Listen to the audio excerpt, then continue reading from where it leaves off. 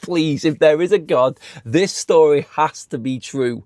Alejandro Garnacho on a list with several others, but Garnacho in his first season at Chelsea already on the for sale list. It is absolute pure gold, this. This has to be true. Karma is a bitch. You've all heard the saying before, and in the case of Alejandro Garnacho, it couldn't be any truer. I'm going to go through the Alejandro story, but more importantly, at the back end of this video, I'm going to tell you exactly what the plans are for Alejandro Garnacho, and it will make you laugh. Honestly, if you're a Chelsea fan, if you're a Man United fan, you're going to love this story, because I think it's the same opinion with everybody. But listening to this is the Garnacho story first and foremost, and then obviously, I think the comeuppance that he's about to get is just rewards for a player's attitude which has stunk out the Premier League ever since he graced the pitch at Old Trafford. So Garnacho's future at Chelsea is uncertain. Why is this? Attitude problems, issues with his mentality. You only have to look back under his time at Manchester United to know this. And this is why all Manchester United fans were celebrating when Alejandro Garnacho left the football club.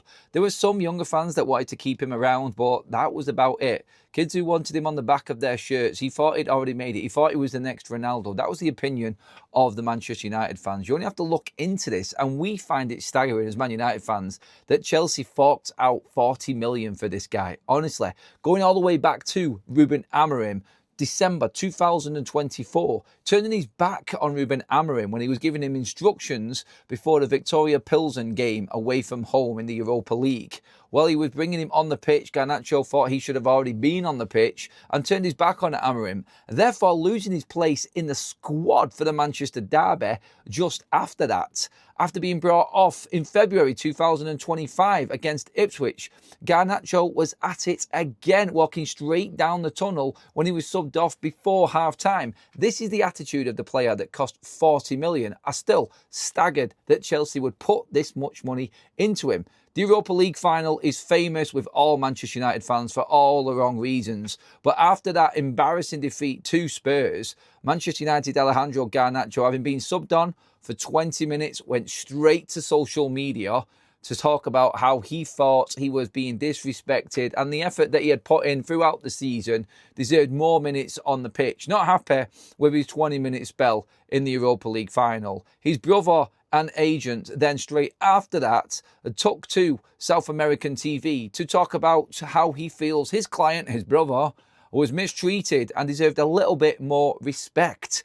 Then you move into the bomb squad of the summer where Ruben Amorim didn't want him anywhere near the Manchester United pre-season tour, matches or squad, training on his own away from everybody else in Carrington. Why would a manager do that? You have to ask that question.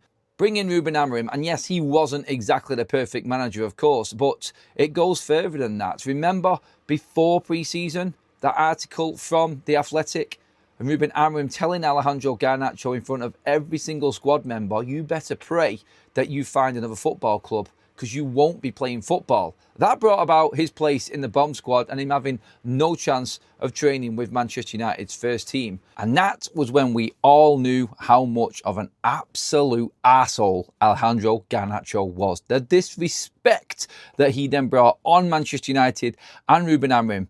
Whatever you thought of Ruben Amorim, the disrespect that Alejandro actually brought on this football club when he wore that Marcus Rashford Aston Villa shirt. Wearing another team shirt, a rival shirt, is one thing, but knowing, and other players have done this, other players have wore opposition shirts in pre-season, messing around and all. We all know this, but everybody also knew the headache that Marcus Rashford caused this football club and Ruben Amorim, and the deliberate attempt to cause a stir on social media with Garnacho wearing that Villa shirt was the final straw for all Manchester United fans. The club had made the choice. Everyone behind the scenes in Manchester United, the fans and some of the staff, still debating what was going on and whether this was fair or not and whether Ruben had mistreated him. And then for Garnacho to do that out of spite definitely convinced the fan base that this guy was definitely not the player for Manchester United. I'll whisper it once more time. 40 million for that kind of attitude and that kind of player. Let's be honest, had not done much apart from the odd moment at Manchester United. But you have to go before that again even under Erik ten Hag. He was late for a meeting in Bangkok on a pre-season tour and then didn't feature that much in that tour because of that ill discipline. It's there for everybody to see in Garnacho's attitude and his demeanour around the football clubs that he's been at so far. So there's that in pre-season. Then you've got Alejandro Garnacho and his misdemeanours and his action on social media.